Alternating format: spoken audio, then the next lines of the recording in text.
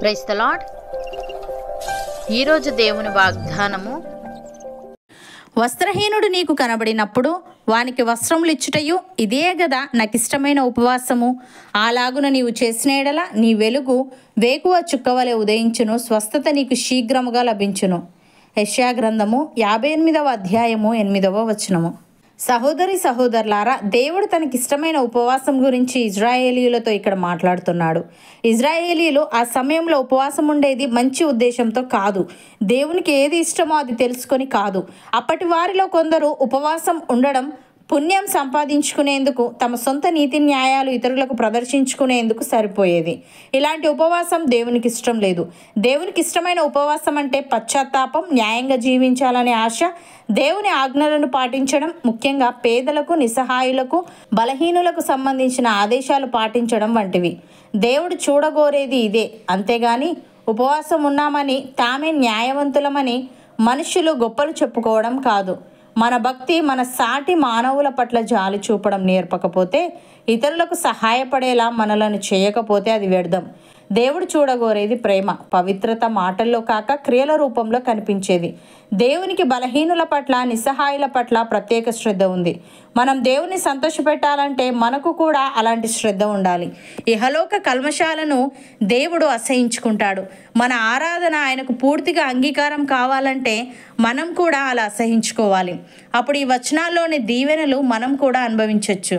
వెలుగు, ఆరోగ్యం, నీతి న్యాయాలు మనకు ముందుగా నడుస్తాయి. దేవుని మహిమ మనల్ని సంరక్షిస్తుంది. ప్రార్థనలకు జవాబులు, దేవుడు దారి చూపడము, సంతృప్తి, బలము, సాఫల్యము, కట్టేందుకు, బలపరిచేందుకు సామర్థ్యము, ఇవన్నీ మనమవుతాయి.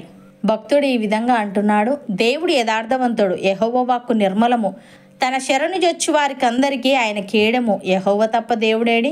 మన దేవుడు తప్ప ఆశ్రయదుర్గమేది? నాకు బలము ధరింపజేయువాడు ఆయనే, నన్ను యథార్థ మార్గమున నడిపించువాడు ఆయనే.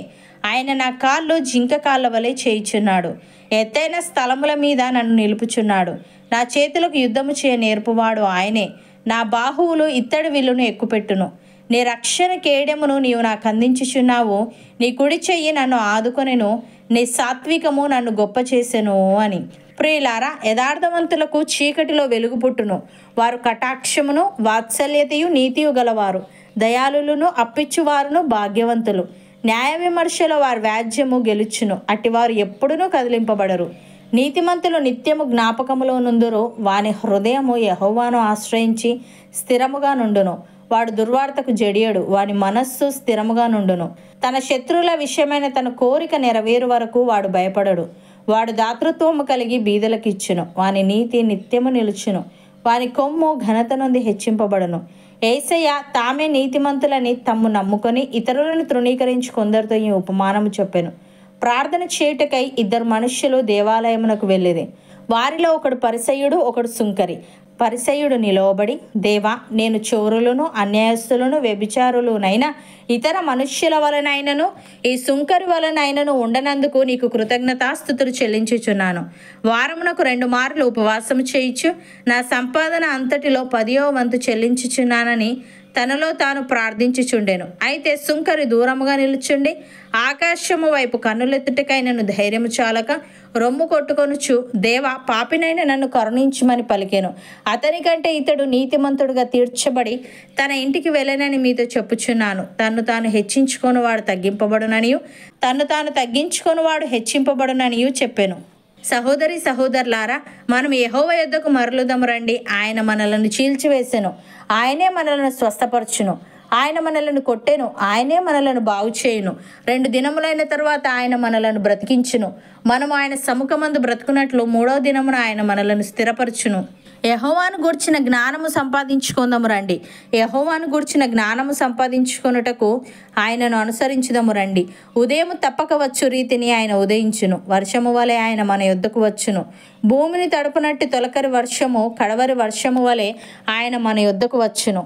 అవును అన్నవారు నాతో పాటు ప్రార్థనలో ఏకీభవించండి.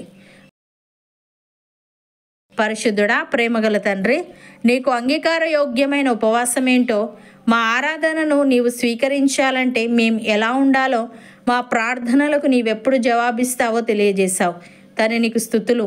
దేవా, మేము నీ యొద్దకు మరలి నిన్ను గూర్చిన జ్ఞానము సంపాదించుకొని నీవిచ్చే దీవెనలు పొందుకునే వారముగా ఉండుటకు సహాయము దయచేయమని, మేము దాతృత్వము కలిగి బీదలకిస్తూ కటాక్షమును వాత్సల్యతయు నీతియు కలిగి దయాళులమును అప్పిచ్చువారమును భాగ్యవంతులమునై ఉండుటకు కృపచూపమని, స్థిరమైన మనస్సును మాలో ప్రతి ఒక్కరికి అనుగ్రహించమని యేసుక్రీస్తు నామమున ప్రార్థిస్తున్నాము తండ్రి. ఆమెన్.